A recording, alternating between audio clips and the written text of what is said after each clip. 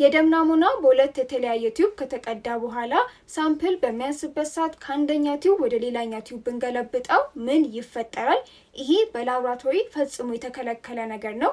የመጀመሪያው ናሙናው ሄሞላይዝ ይሆናል። ሁለተኛው ደግሞ የተሳሳተ የታካሚ ውጤት እንድናወጣ ያደርገናል ማለት ነው። ለምሳሌ ኢዲቲ በምንለው ቲዩብ ናሙና ከተወሰደ በኋላ ወደ ሴረም ሰፓሬተር ቲዩብ በሚገለበጥበት ጊዜ ኢዲቲ የምንለው ቲዩብ በውስጡ ደም እንዳይረጋ የሚያደርግ አንቲካጉላንት የያዘ ነው ማለት ነው። ስለዚህ እነዚህ ኬሚካሎች የመጀመሪያ ፖታሺየም በውስጣቸው ይይዛሉ። ስለዚህ ከኢዲቲ ቲዩብ ወደ ሴረም ሰፓሬተር ቲዩብ ናሙና በምንገለብጥበት ጊዜ የፖታሺየም መጠን ሃይሊ ኢሊቬትድ ይሆናል ወይም ደግሞ በጣም የተጋነነና ከፍ ያለ ውጤት ይሆናል ማለት ነው። ሁለተኛው ደግሞ ኢዲቲ ቲዩብ የምንለው ደም እንዳይረጋ ለማድረግ ሲባል የደም ናሙና ውስጥ የሚገኘውን ካልሽየም የምንለውን ቺል ያደርገዋል ወይም ደግሞ ባይንድ ያደርገዋል ማለት ነው። ስለዚህ ከካልሽየም መጠኑ ጋር ባይንድ ስለሚያደርገው ወደ ሴረም ሰፓሬተር ቲዩብ በምንገለብጥበት ጊዜ እንደ ካልሽየም እና ማግኒዥየም ያሉ አዮኖችን ሜጀር ስናደርግ በጣም ዝቅተኛ የሚባል ወይም ደግሞ ኦልሞስት ዜሮ የሆነ ውጤትን እንድንመለከት ያደርገናል ማለት ነው። ስለዚህ ናሙና መገልበጥ አይችልም።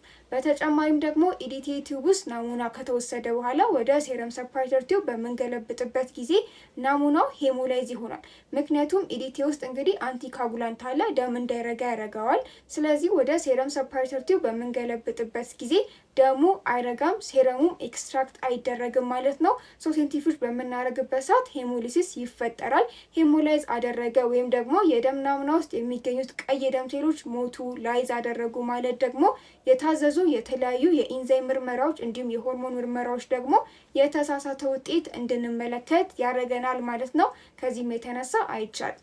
ሴረም ሰፓሬተር ቲዩብ ላይ የተቀዳ ናሙና ደግሞ ወደ ኢዲቲ በምንገለብጥበት ሰዓት ምን ይፈጠራል? ሴረም ሰፓሬተር ቲዩብ በውስጡ አንቲካጉላንት ወይም ደም እንዳይረጋ የሚያደርግ ኬሚካል የለው።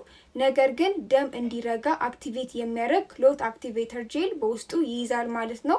ስለዚህ ናሙና ከዚህኛው ወደ ኢዲቲ በምንገለብጥበት ጊዜ ደሙ ይረጋብናል። ደም ከረጋብን ደግሞ ሲቢሲ በምንሰራበት ሰዓት ፕላትሌት መጠናችን በጣም ዝቅተኛ ይሆናል ማለት ነው። እንዲሁም ደግሞ አሁንም ናሙና በሚገለበጥበት ጊዜ ሄሞሊሲስ ስለሚፈጥር ሲቢሲ ላይ የምንመለከታቸው ውጤቶች ሁሉ ትክክለኛ የታካሚ ውጤት አይሆኑም ማለት ነው።